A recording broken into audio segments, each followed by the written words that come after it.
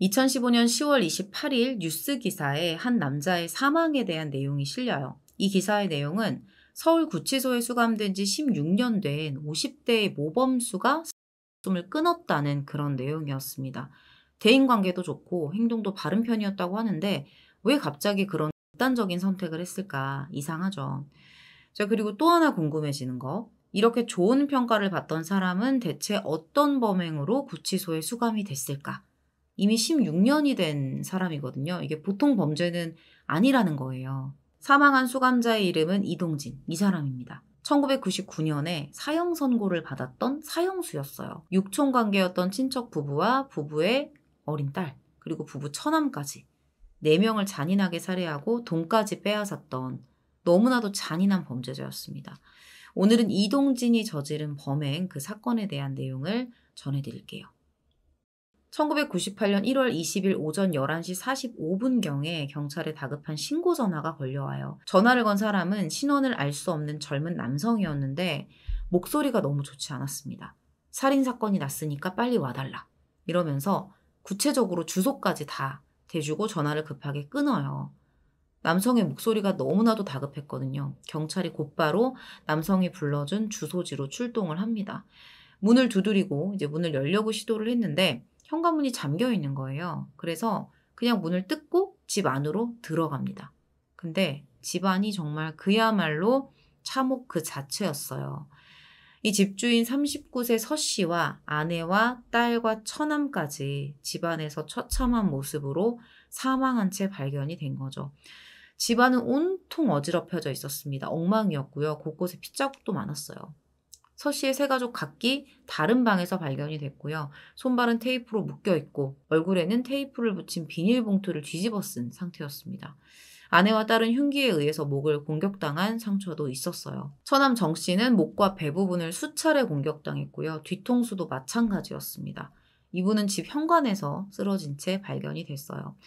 누가 범인인지는 모르지만 얼마나 심하게 공격을 했는지 그냥 한눈에 봐도 보일 정도였습니다. 원래 이 집에 아들도 한 명 있었거든요. 근데 다행히 그날 타 지역에서 캠프가 있었대요. 그 캠프에 참여 중이어서 참변을 면했다고 합니다. 경찰 수사가 빠르게 시작이 돼요. 일단 서 씨와 처남 정 씨가 성남 신흥동에서 귀석장이라는 금은방을 함께 운영을 했었대요. 경찰이 금은방 직원의 이야기를 들어보니까 처남이죠. 정 씨가 누나 전화를 받고 이런 전화를 받았나 봐요. 현금 1,000만 원을 가지고 집으로 와라. 이런 전화를 받고 급하게 금은방을 떠났다는 거예요. 확인을 해봐야겠죠. 진짜 뭐 1,000만 원이 필요한 어떤 정황이 있었는지. 경찰이 은행 기록을 조사해 봤는데 실제로 누나에게 전화를 받은 정 씨가 오전 11시 10분경에 은행에서 1,000만 원짜리 수표를 10,000원짜리로 바꿔간 게 확인이 돼요. 자, 경찰이 추정을 이렇게 합니다. 범인이 서 씨 부부를 위협해서 금은방에 있던 정 씨에게 현금을 찾아오게 하게끔 시켰고 뭔가 협박을 하면서 지시를 했을 거고 그 말을 듣고 돈을 인출해오는 처남 정 씨를 이 범인이 기다리고 있다가 살해를 했을 거다. 그럴 가능성이 크다. 이렇게 판단을 합니다. 실제로 서 씨의 집에 정 씨가 가져온 1,000만 원이 있었냐? 돈이 없었어요. 이걸 가져간 걸로 본 거죠. 자, 그러면 금품을 노리고 범행한 것으로 추정이 되기도 해요. 서 씨는 사실 금은방뿐만이 아니라 되게 돈이 많은 사람이었어요. 수십억 대의 건물도 가지고 있었고요. 뭐 동네에서는 현금 많은 알부자다 이렇게 주변에 소문이 나 있기도 했었거든요. 근데 이게 또 단순히 돈만 노렸다? 이렇게 보기에는 범행 수법이 지나치게 잔인하다는 거예요. 게다가 더 이상한 건 집안에 30만 원 정도의 현금이 또 있었거든요. 그리고 부부 소유의 시계라던가 반지라던가 이런 귀중품들도 있었는데 이건 도난당하지 않고 그대로 있었던 거예요. 금품을 노렸다면 이런 귀금속들을 과연 외면했을까? 좀 이상하다, 앞뒤가 맞지 않는다라는 생각을 하게 되는 거죠. 이거 뭔가 원한도 있을 것이다. 원한에 의한 범행일 수도 있겠다, 충분히. 자, 그리고 현장을 살펴보면 집안에서 2가지의 발자국이 발견이 돼요. 구두랑 운동화. 이게 동시에 발견이 됩니다. 어쩌면 범인이 한 사람이 아닐 수도 있다는 거예요. 그렇게 경찰이 현장을 감식해서 2개의 지문을 채취했고요. 이 지문에 대한 신원 감식을 의뢰합니다. 그러면서 이제 서 씨 이웃들에 대한 탐문 조사도 실시를 했어요. 서 씨가 사는 건물이 서 씨 소유의 5층짜리 상가 건물이었거든요. 5층에는 서 씨 가족이 살고 있었고 아래층인 4층에는 다른 가족이 살고 있었는데 이 두 가족이 친했었다고 합니다. 그 4층에 이 씨 부부 아들 이군 그리고 서 씨의 자녀들이 또 비슷한 또래였거든요. 근데 사건이 일어난 날 오전에 이 아랫집에 살던 이군이 무언가를 봤다라고 경찰에게 진술을 합니다. 이 씨 부부가 이 서 씨 부부하고 같이 차를 좀 마시고 싶었던 거예요. 같이 뭐 이런저런 이야기도 나눌 겸. 그래서 아들을 시켜서 또 윗집 가서 아저씨랑 아줌마 좀 내려오시라고 해, 차 마시게. 이렇게 심부름을 시켰던 거죠. 그래서 오전 11시쯤에 이군이 5층으로 올라갔는데 그때 갑자기 이 집안에서 안경을 쓴 40대로 보이는 남자가 불쑥 튀어나왔다는 겁니다. 그래서 이군도 혹시 아줌마 아저씨 계세요? 이렇게 물어봤대요. 근데 집에 아무도 없다. 이렇게 말을 했다는 거예요. 그래서 이군은 그 말을 듣고 집으로 되돌아옵니다. 자, 경찰은 일단 이군이 목격했던 그 40대 남자를 포함한 2명에서 3명이 아마 서 씨의 어떤 금품을 노리고 범행을 저질렀을 것이다. 이렇게 판단을 했고요. 이군의 진술을 바탕으로 약간 둥근 얼굴에 뿔테 안경을 끼고 수염을 기른 30대 후반에서 40대 남자 용의자의 몽타주를 만들어서 전국에 배포를 합니다. 자, 그리고 경찰이 서 씨 가족 주변 인간관계에 대해서도 조사를 했어요. 아무래도 이분이 뭐 수십억 대 건물에 되게 부자잖아요. 돈도 많고. 혹시 그걸 아는 뭐 다른 주변에서 나쁜 마음을 먹고 저지른 범죄일 수도 있으니까. 그리고 또 뭔가 이게 금전으로만 또 볼 수는 없는 게 범행 수법이 정말 지나치게 잔혹했거든요. 그래서 경찰이 뭐 서 씨의 친척이나 서 씨의 채권 채무자들 이런 사람들을 대상으로 조사를 했는데 그 과정에서 서 씨가 한 남성과 금전 문제로 사이가 좋지 않았던 이 씨라는 남성이 있다는 걸 알게 됩니다. 이 사람이 34세고요. 서 씨의 사촌 누나의 아들이에요. 근데 이 두 사람의 나이 차이가 5살밖에 나질 않아요. 이 사람입니다. 그래서 어릴 때부터 서로 형제처럼 가깝고 친하게 지냈대요. 몇 년 전에는 서 씨의 금은방과 가까운 곳에서 이 씨도 금은방을 운영하기도 했었고요. 자, 제가 앞서 말씀드린 내용 중에서 서 씨의 가족집 내부가 뭔가 상당히 격한 몸싸움을 한 것처럼 보인다라고 말씀을 드렸잖아요. 이 정도면 사실 범인 몸에도 몸싸움 흔적이 남을 수밖에 없거든요. 그래서 경찰이 이걸 바탕으로 범인의 몸에도 그런 흔적이 있을 것이다라고 보고 서 씨 주변 사람들 중에서 몸에 상처가 있는 사람이 있지 않을까 그렇게 찾기 시작합니다. 그런데 마침 또 이 씨의 몸에 상처가 있는 거예요. 눈 밑에 세로로 길게 5cm 정도의 상처가 있었던 거죠. 거기다가 현장에서 발견됐던 지문도 이 씨와 일치했습니다. 경찰은 이 씨가 너무 의심스러워서 현장에서 발견됐던 지문과 이 씨의 지문을 비교를 했는데 이게 지문까지 일치를 하는 거예요. 더 이상 사실 뭐 이 정도 나왔으면 물러날 수도 없죠. 자, 경찰이 이 씨를 금은방 일가족 살인 사건의 유력한 용의자로 판단을 하고 그를 불러와서 강하게 추궁하면서 수사를 이어갑니다. 이 씨도 뭐 증거가 명백한데 더 이상 뭐 범행을 부인할 수 없잖아요. 결국에는 범행을 인정하면서 자백을 했어요. 이유는 빚 독촉 때문에 홧김에 죽였다. 그것도 일가족 모두 다요. 이 씨가 범행을 자백한 이후에 경찰이 이 씨의 집과 가게도 압수수색을 했는데 여기에서도 범행 당시에 입었던 청바지, 뭐 사용했던 테이프 이런 것들을 발견을 해요. 앞서서 뭐 족적이나 지문 때문에 공범이 있을 거다라고 판단을 했었는데 이게 혼자서 여러 명 해야 하는 것도 쉽지 않았거든요. 근데 이 씨는 끝까지 단독 범행이라고 주장을 했고요. 끝내 뭐 공범은 발견이 되지 않습니다. 확인이 되지 않습니다. 그렇게 이 사건은 이 씨의 단독 범행으로 결론이 납니다. 딱 330만 원 때문이었어요. 이 돈 때문에 한 가정을 완전히 파탄 내버린 거죠. 자, 지금부터는 이 씨가 진술한 내용을 바탕으로 이 금은방 일가족 살인 사건이 어떻게 벌어졌는지 사건 전말에 대해서 한번 이야기를 해볼게요. 당시에 이 씨가 서 씨의 금은방 인근에서 본인도 금은방을 운영을 하고 있었어요. 근데 장사가 좀 잘 안 됐다고 해요. 그래서 금은방을 접고 청과상을 개업을 해요. 근데 이것도 장사가 잘 안 됐었대요. 그러던 와중에 이제 어머니까지 아프기 시작하면서 병원비가 되게 많이 들어갔다고 합니다. 여기저기 빚을 지고 그러다가 육촌 사이였던 서 씨에게도 380만 원의 돈을 빌렸던 거예요.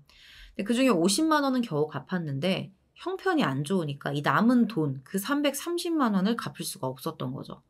근데 또 서 씨는 계속 돈을 갚으라고 자기한테 독촉을 했다는 거예요. 이 씨가 이걸 못 갚고 있으니까 나중에는 이 씨 부모에게까지 전화를 걸어서 돈을 갚으라고 했다는 거죠. 당시에 이 씨 어머니가 병원에 입원을 해 있었거든요. 근데 병상에 있는 그 어머니에게 전화해서 독촉을 했다.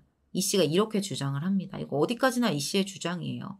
이 씨가 보기에는 돈도 많은 건물주의 금은방 사장인데 그럼에도 나한테 돈을 갚으라고 독촉하면서 이놈이 지금 친척 상대로 이자놀이를 하는구나.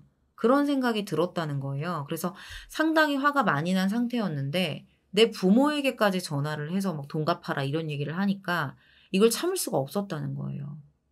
실제 그 시신의 모습이나 당시 상황으로 봤을 때 범인의 분노라는 그 감정이 되게 강하게 보였는데 그게 이 부분이었을 수도 있습니다. 1998년 1월 20일 오전 10시경 이 씨는 미리 사둔 비닐끈과 흉기를 가지고 서 씨의 집으로 향해요. 그리고 서 씨에게 따지기 시작했다고 해요. 왜 빚독촉을 나한테 할 것이지 왜 우리 부모한테까지 연락을 해가지고 망신을 주냐. 그렇게 따지고 싸우다가 몸싸움까지 했고 결국 이 씨가 준비해둔 범행 도구를 꺼내서 두 사람을 위협하고 제압한 겁니다. 그리고 본래 목적과는 달라 보이는 이상한 요구를 하기 시작해요. 돈을 요구하는 거예요. 빚을 독촉한 게 열받아서 왔다더니 또다시 지금 돈을 요구하고 있죠. 본인은 330만 원을 갚지도 않으면서. 이게 앞뒤가 안 맞는 거예요. 화가 나서 정말 막 죽이고 싶어서 왔으면 거기서 뭐 끝을 냈다는 내용으로 이어져야 결국 나쁜 짓을 했구나. 뭐 이렇게라도 할 텐데 갑자기 돈을 노렸다? 진짜 목적이 분노가 맞긴 할까? 서 씨 아내 정 씨는 금은방에 있었던 동생에게 전화를 합니다. 아무래도 집안에 자녀도 있었기 때문에 이 씨의 요구대로 그대로 해줬던 것 같아요. 더 큰일을 당할까 봐. 정 씨가 남동생에게 지금 바로 현금 1,000만 원을 준비해달라. 이렇게 말을 했는데 이때 동생이 누나 전화를 받았을 때 좀 뭔가 목소리가 이상하다는 느낌을 받지 않았을까. 그럼에도 일단 뭔가 급해 보이고 누나가 시키는 대로 해야 될 것 같다라는 생각을 해서 빠르게 움직였던 게 아닐까 싶어요. 바로 누나가 시키는 대로 돈을 찾으러 은행에 갑니다. 그런데 정 씨가 그 1,000만 원짜리 수표를 10,000원짜리로 바꾸는 사이에 이 씨는 이미 서 씨 부부를 살해했어요. 동기와 목적에 살해와 돈, 이 두 가지가 다 포함이 되어 있었을 거예요. 그렇게 서 씨 일가족을 살해한 이 씨는 확인 사살까지 합니다.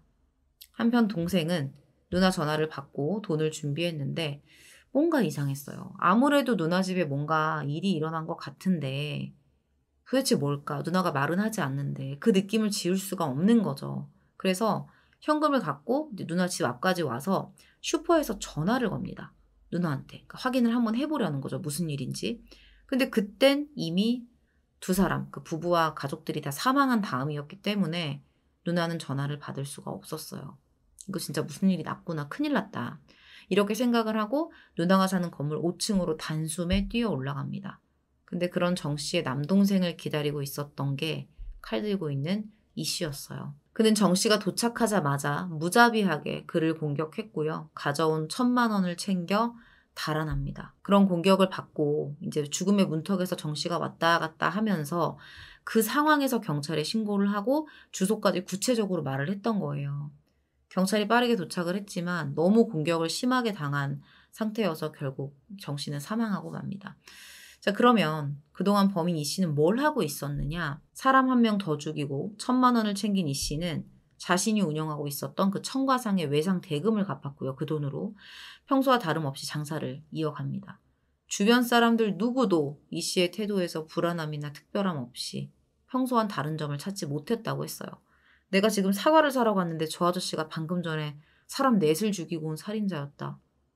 그리고 손만 씻고 지금 과일을 팔고 있다. 이거 진짜 누가 상상이나 할 수 있겠어요. 이렇게 완전 범죄라고 생각했던 이 씨의 범죄는 목숨을 잃어가던 와중에도 경찰에 전화했던 정 씨 덕분에 현장이 빨리 발견되면서 사건 발생 6일 만에 해결이 됩니다.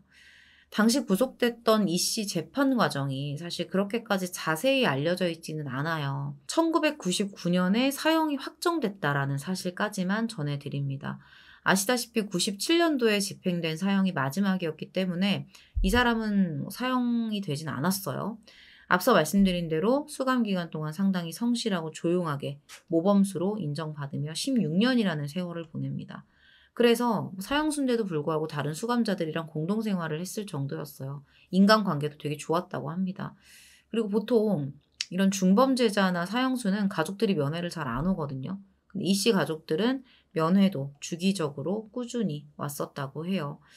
그러다가 수감생활 16년째였던 2015년 10월 23일에 51세의 나이로 그런 선택을 하게 된 거죠. 바로 발견되면서 병원으로 옮겨지긴 했는데요. 이틀 후인 10월 25일에 사망하게 됩니다. 사람들 기억에는 이 사건이 거의 지금 잊혀져 가고 있었고 모르시는 분들도 많을 거예요. 시간도 너무 많이 지났고. 근데 이 사람의 사망 기사가 나면서 이 씨가 과거에 어떤 짓을 하고 사형 선고까지 받게 됐는지 이런 내용들이 공개되고 사건도 세상에 다시 알려지게 된 거죠. 이 씨가 죽기 전에 가족들에게 남긴 글이 있습니다. 보통 이럴 때는 수감 생활에 대한 불만이라던가 억울한 감정이라던가 내가 겪은 불이익이라던가 이런 걸 쓰는 경우가 많은데 이 씨의 글에는 그런 수감 생활이나 교정 기관에 대한 불만 이런 건 없었대요. 가족들도 이 사망 경위에 대해서 문제 삼지 않았고요. 그렇게 조용히 장례식을 치른 것으로 알려져 있었습니다. 오랜 수감 생활을 했으니까 정신적으로 좀 지친 듯한 내용이 있었다. 이렇게 알려져 있기는 했어요. 죄의 대가가 가볍지 않아요. 네 사람의 목숨을 돈 때문에 살해했다면 그에 따른 고통과 막막함은 본인이 책임질 일이겠죠. 이 씨가 죽고 나서 사형수 관리가 제대로 안 되는 거 아니냐. 사형을 기다리는 사람들이 되게 불안한 심리 상태가 있을 텐데 그걸 관리해줘야 된다. 그런 이야기가 나오기도 했어요. 실제로 이런 사형수들이 교도소 생활을 못 견디고 이 씨와 같은 그런 선택을 하는 경우가 종종 있잖아요. 아파서 사망하게 되는 경우도 있고요. 근데 사형 선고를 받는다는 게 사실 일반적인 범죄 수준으로는 절대 안 되거든요. 그건 본인의 몫입니다. 누가 대신해 줄 수가 없어요. 죽은 사람들이 되돌아오지 않는 것처럼 마찬가지입니다. 범죄자의 심리 말고 사실 더 신경 써야 하는 건 피해자와 가족들이에요. 서 씨 가족 중에 서 씨의 아들이 캠프 참여를 하면서 범행을 피했다고 말씀을 드렸잖아요. 목숨을 잃지 않은 건 다행이지만 어린 나이에 친척으로 인해서 가족을 잃었다는 건 거의 평생 회복되지 못할 아픔이나 마찬가지거든요. 오늘 준비한 내용은 여기서 마무리하도록 하겠습니다. 긴 시간 시청해 주셔서 감사합니다.